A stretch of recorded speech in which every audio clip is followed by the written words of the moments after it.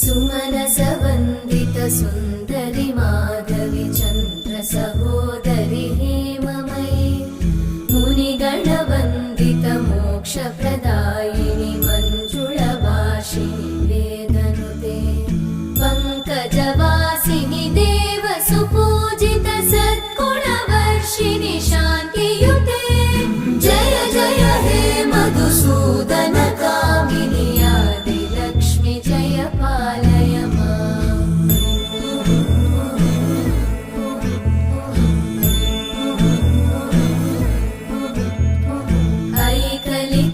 ऐकलिकल्मषनाशिनि कामिनि वै